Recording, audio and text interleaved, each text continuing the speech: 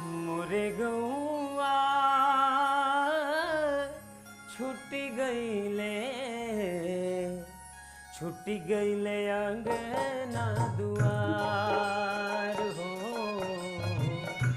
छुट्टी गईले अंगना दुआर। मोरे गौआ छुट्टी गईले अंगना दुआर। छुटल बचपन के सघिया संगतिया, लुका छिपी खेलत बीतल रतिया। पिपरा के पेड़ावा ओल्हवा पतिया, लुट गई रे मोरे संसार हो। मोरे गौआ छुट्टी गईले अंगना दुआर हो।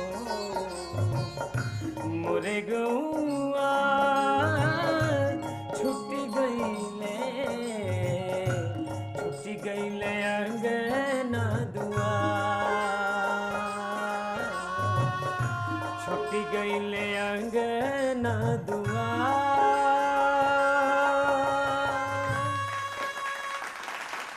का बात बा संतोष जी, तू तो हमनों के गवैया बनाई दिए। हमरे साथे साथे हमारे दर्शक लोगन के भी आग जे भी भाई लोगन के रुपया पैसा नौकरी चाकरी या फिर कोनो भी मजबूरी में अपन गांव छोड़े के पड़ेला ना, ओकरा के अपन साथी संघाती अपन घर द्वार बहुत याद आवेला हो।